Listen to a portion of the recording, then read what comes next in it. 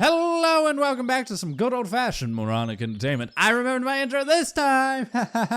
I'm the O.M.G, and today we are playing some more Everlasting Summer. If you have not seen the last episode or even the first episode, and this is the first video of this series that you're watching, then go check out in the description. There's links to the last episode and also to a playlist with all the episodes in it.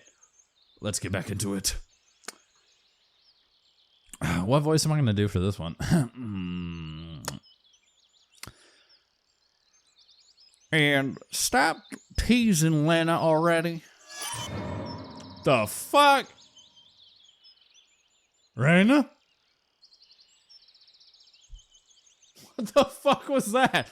Sounds like there's someone inside.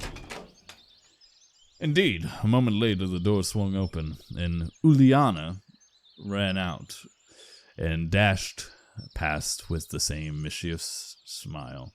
The pigtailed girl came out next. Don't let it bother you, Lena. So her name is Lena. Gotta be thankful it's not Raina, at least. Who the fuck's Raina? Comment down below if you know who Raina is and what that image was referencing. But I don't. Instead of finishing her sentence, she blushed and quickly headed towards the square. For some reason, I felt like turning and following her with my eyes, but Slavia said, "Come." We entered the cabin. Inside, it looked something similar to what I'd imagined. 2 beds, a table, a couple of chairs, a simple carpet on the floor, a wardrobe. Nothing special, but at the same time, it felt home-like and cozy, although this room was almost in the same state of disorder as my own flat. The girl standing near the window appeared to be about 25 years old. Nature had obviously gifted her with a pretty face and a good body. At least one thing can keep you happy in the pandemonium. The locals are beautiful. The fuck is that poster? Is that a dude from the Blue Man Group? Like, what the fuck? That's one creepy ass fucking poster. Oh my god, and Baghead over there. You're finally here. Excellent. My name is Olga. I'm the captain leader. Nice to meet you. I'm Simone. I decided to talk as if I wasn't surprised by anything that was going on. She came closer. We've been expecting you since early morning. You've been expecting me? Yes, of course. And when does the next bus come? And why do you need that? Why do you need it? Yeah, right. Why would I need it? Guess I shouldn't ask direct questions. The people here may react to them quite unlike how I'd prefer. And I doubt I'd get any answer. No reason, just curious. By the way, where are we exactly? Our mailing address, I mean. I wanted to send a letter to my parents to tell them I got here fine. For some reason, I had the desperate idea that if I played along, I would find something out. No, but your parents called just half an hour ago. Sent their regards to you. Now, that's a surprise. So can I call them? 'Cause I forgot to tell them something before I left. No. Good God, no. The hell you think going on here, boy? She gave me a sweet smile. Spontaneous smile. A sweet, spontaneous smile. Why not? We don't have a phone here. What? Then how could my parents make a call to here? I've just come back from the district's central town. I talked to them with them there. Ah, so that's how it is. And can I somehow get to the town? God damn it, boy, what did I say? No! Jesus fucking Christ, this fucking child. She kept the same smile. Why not? Because the next bus only comes in a week. I decided not to inquire how the troop leader managed to get there and back. I would get no answer anyway. All this time, Slavia was standing next to me and seemed to find nothing odd in our conversation. Oh, we need to find a uniform for you. I've got absolutely no desire to put on a pioneer shorts or to wear a ridiculous red neckerchief.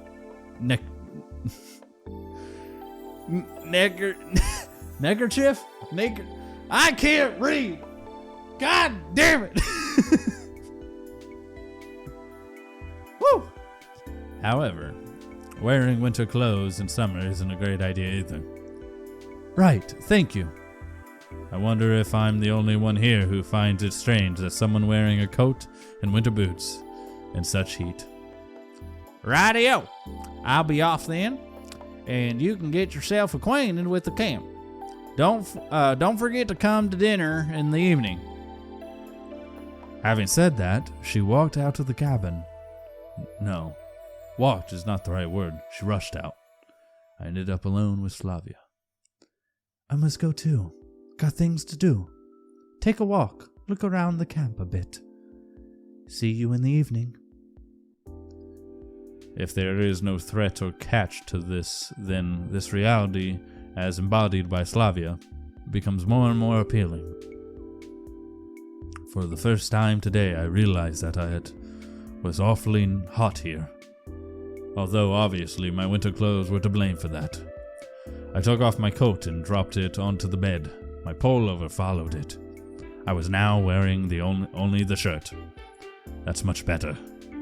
All I could do now was follow their advice and go look around the camp. I'll try to find something out in the meantime. Passing the local residential district, I saw a pioneer guy coming my way. It was really a pioneer guy, not a pioneer girl. Apparently, there were men even in this kingdom of Amazons. Hello? You're new here. You must be Simone, right? You know, I just realized I fucking combined. I got his voice. Give me a sec. And how do you... Everyone already, electronic, by the way. I'm electronic, by the way. The real one. You can call me that. Electronic was a robot character appearing in popular Soviet film and book series. He looked like an exact copy of a school kid called Sergei Cheskov. Electronic, the real one. Things were going from crazy to completely insane. Alright. Ilian also calls me Cheesy. Cheesy? On toast with mushrooms? Because my last name is Cheskov. I see. Let me show you around. I accepted his offer, as it would have taken much longer to get to know this place alone. Fine, let's go. We ended up at the square again, as if this place was all there is to this cabin, or to this camp. Lena was sitting on one of the benches reading some book. Electronic confidently approached her. Hello, Lena. Meet the new guy, Simone. He started briskly. Hello. Well, you could say we've already met in a way. Yeah. She looked away from the book for a moment, glanced at me, blushed, and went back to reading, as if not noticing that we were still here. All right, let's go. Let's go on. I was at first surprised that meeting this girl was reduced to a couple of words, but then I thought that it was better that way. Electronic, vigorous activity did not fit well with Lena's shyness. Let's go. Let's go. God, I'm still trying to get these voices down. Next, we came to a building which instantly identified as a canteen. And this here. I know. This is where you consume organic food. Yeah, something like that. On the canteen pouch stood the unfriendly girl who hit me on the back earlier. At the sight of her, my joking mood vanished in a blink of an eye. Really now, it's not the best time to be pulling this guy's leg, even though he is quite hilarious. First I need to figure out what here, or at least where I am. Her, over there. That's Alyssa. Fucking, I'm not attempting to pronounce that. That's Alyssa. Be careful around her. He spoke in a whisper. Don't ever risk calling her Devache. She doesn't like that. Deva means two in Russian, and the whole nickname sounds exactly like Tuch in Russian, a reference to the last Tuch.ru anonymous image board. What the fuck? Okay. What was her voice again? Fucking. What did you say? What did you call me? She must have heard him. In the blink of an eye, Alyssa jumped down from the porch and dashed towards us. All right, you'll manage from here onwards. Electronic took to his heels.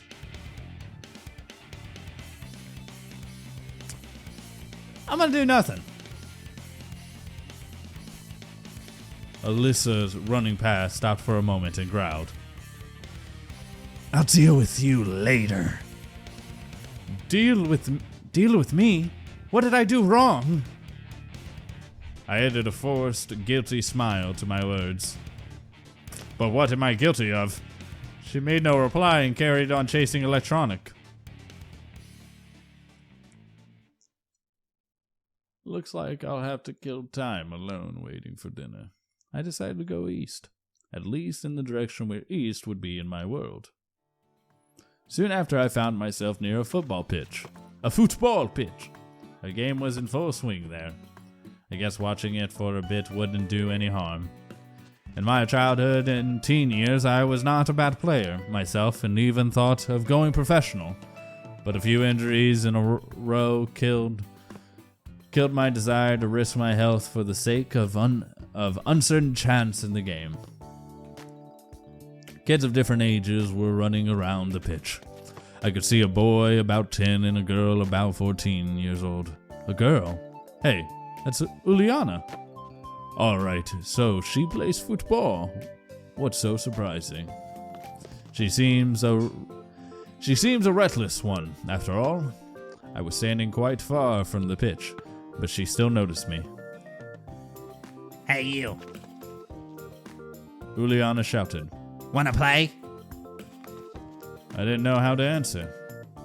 On the one hand, running around for 10 minutes is no big deal. On the other hand, any wrong move in my situation could be my final one. But in any case, my attire wasn't suitable for this weather. If I played in winter boots and warm jeans, I would sweat like a pig. And playing barefoot and without jeans would be simply unethical. Maybe another time, alright? I shouted in response, turned around and walked back. I was followed by Uliana's screams about my pants or about me being a pansy, or something like that.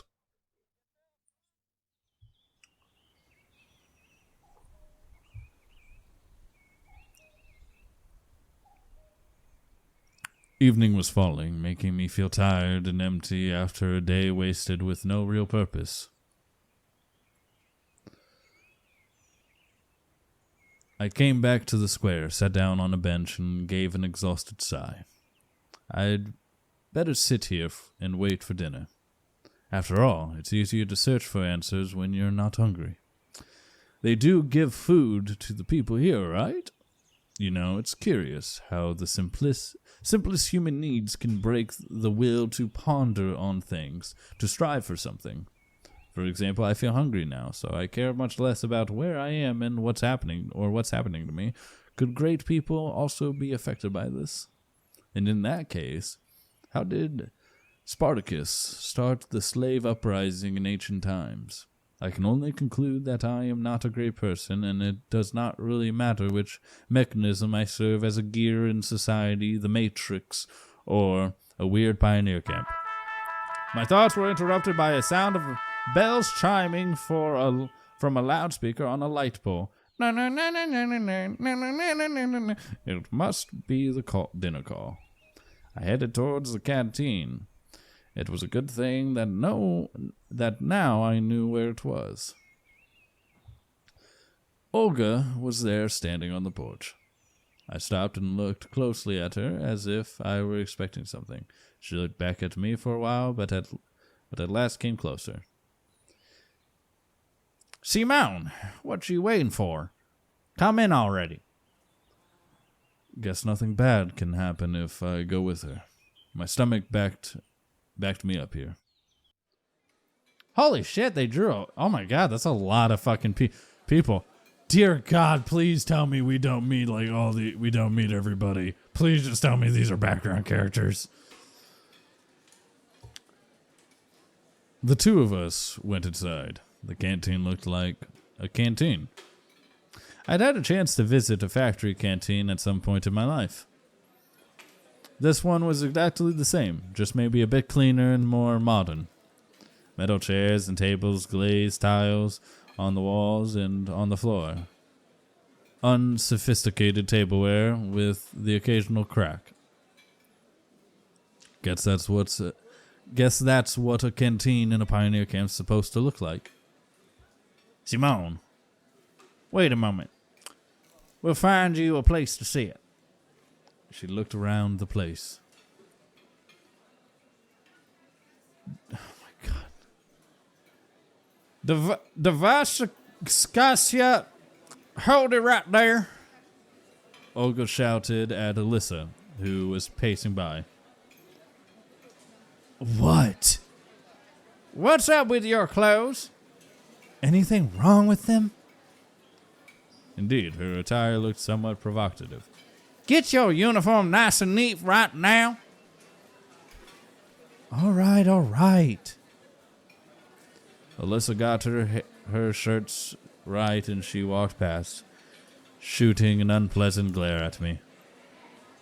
So, where can we find you a place to sit? There weren't a lot of free seats. Go over there next to Uliana. Maybe I, Yeah, it's fine. The food's already on the table, too. I had no other choice but to accept. In common Russian language, koteleta, cutlet, is mincemeat fried or baked in the shape of a ball or cylinder close to American patties. Compote is a drink made by boiling fresh or dried fruit in a large amount of water. Compote in French. Compote in French. Ooh. We're learning shit. Of course, there was the probability that the cutlets were poisoned with curare and mashed potatoes generously seasoned with arsenic, and the glass filled with excellent antifreeze instead of compote. But it all looked so tasty that I had no choice to resist.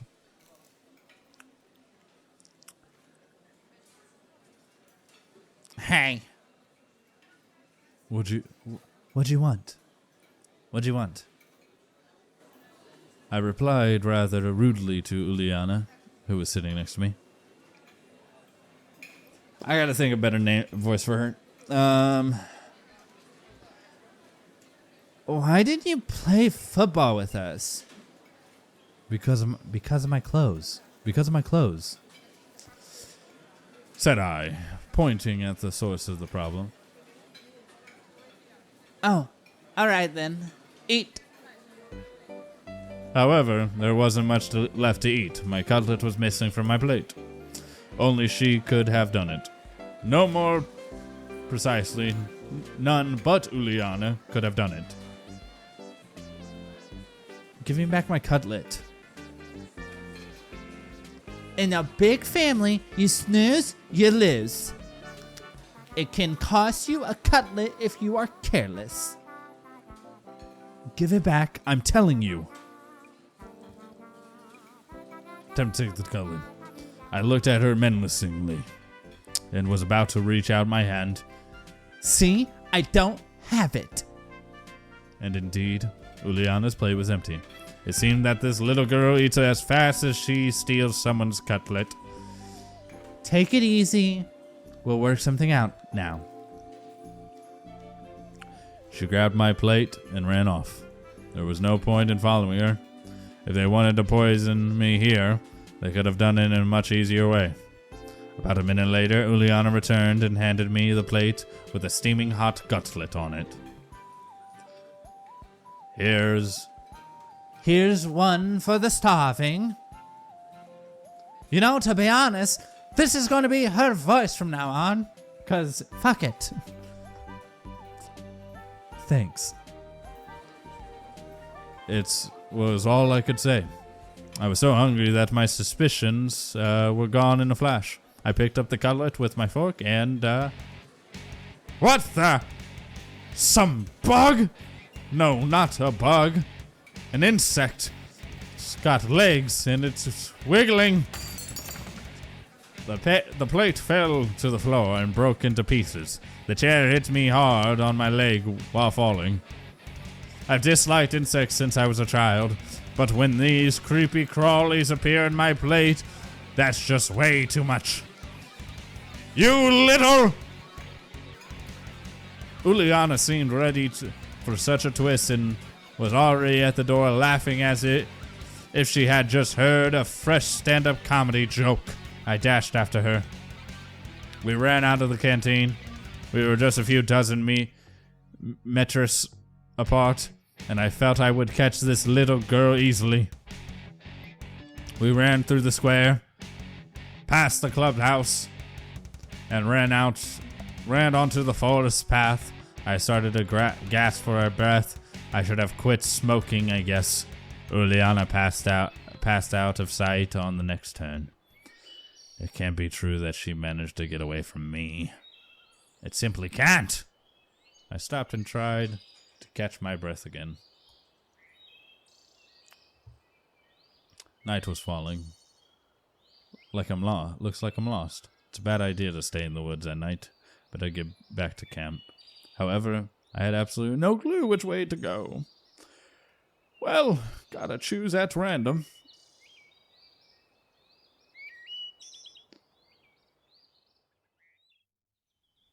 I wandered for quite some time in the forest and even thought of crying for help. But I finally saw the camp fence beyond the trees. Everything fell back into place. The bus is gone.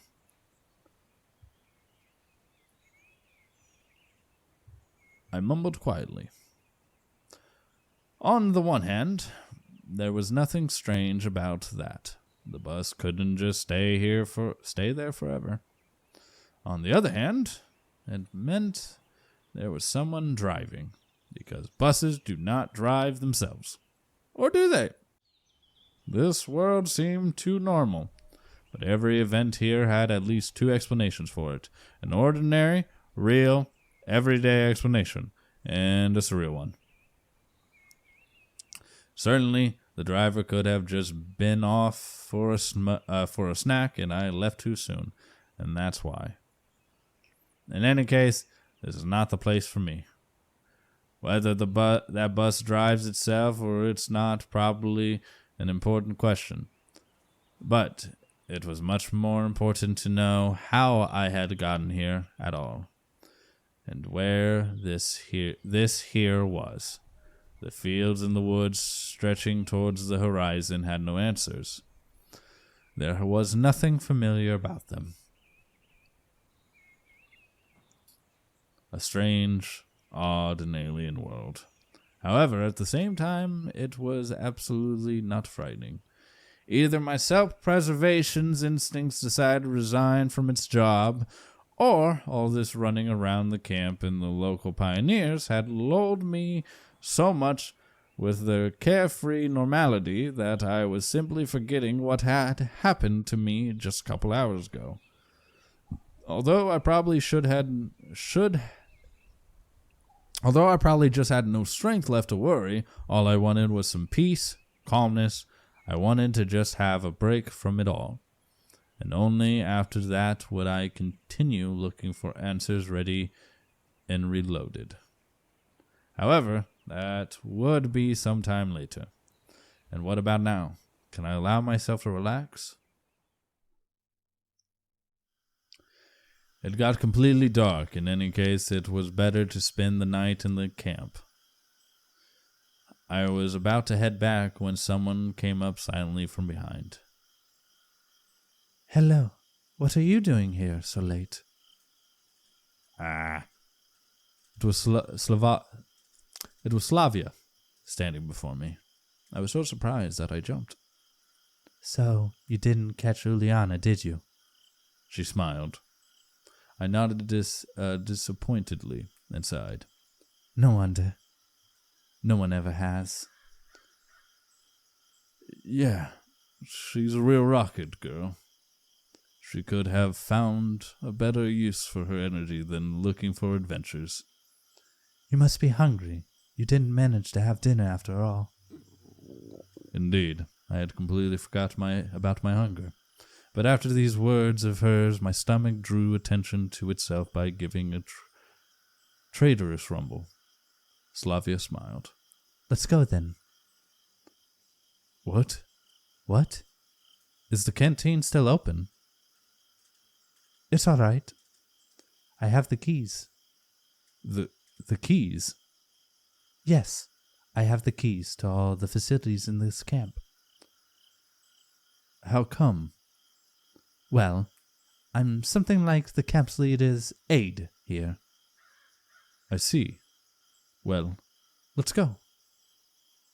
It was an offer you can't refuse. When we reached the square, Slavia stopped in her tracks. Excuse me. I should warn my roommates that I'll be late.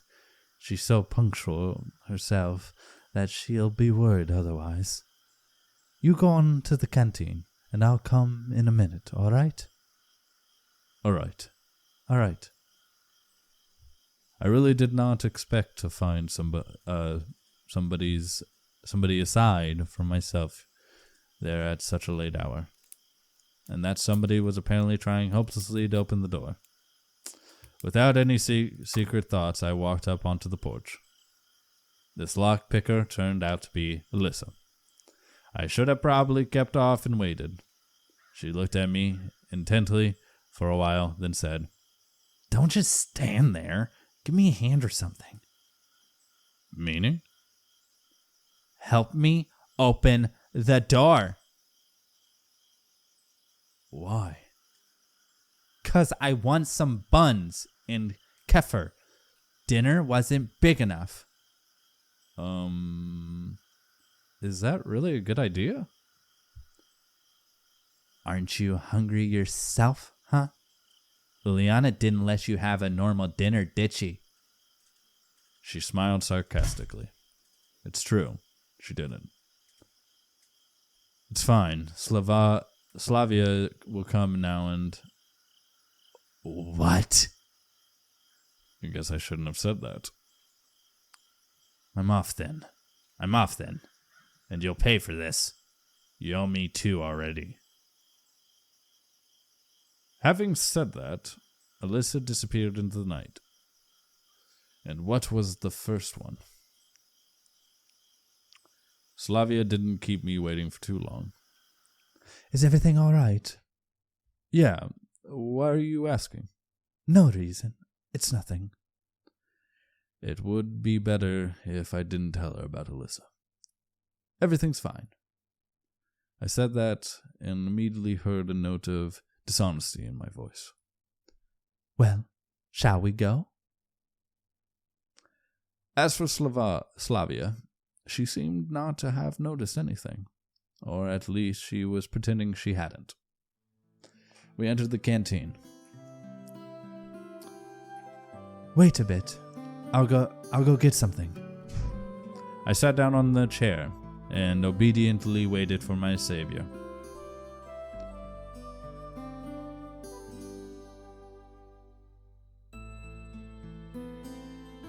My dinner was simply a few buns and a glass of kefir. No wonder, I bet. Hungry pioneers finished everything off. However, even that was far better than most of my usual diet. Slavia sat across the table and looked at me while I was eating. Is there something on my face? No, just... She smiled. So, how did you like your first day in the camp? Well, I don't really know. It's silly to ask someone who suddenly found himself in a different reality whether he liked the food in the canteen, the camp leader, or his assigned hut.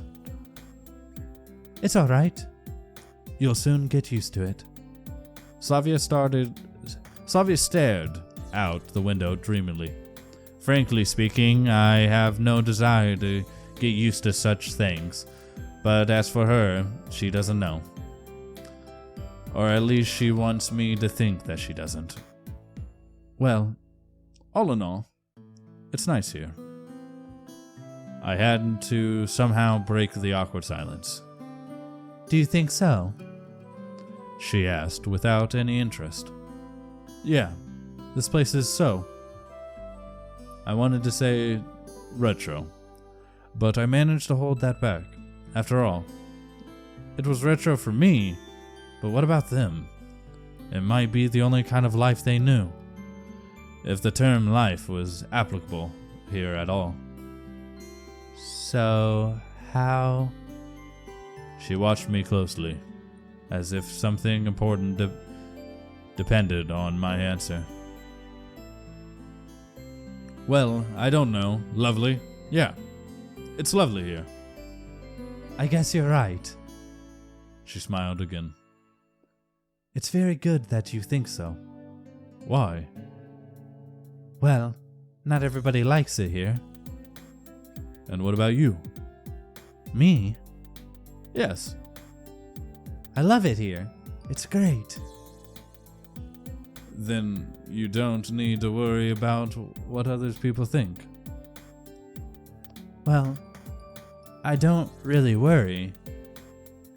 Slavia laughed.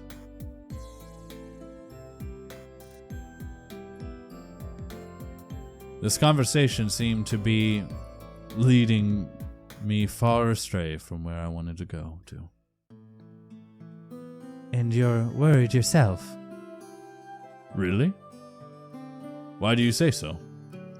Well, when someone is chewing so intensely. I'm sorry. It's okay. I couldn't bring myself to be more cautious around this girl.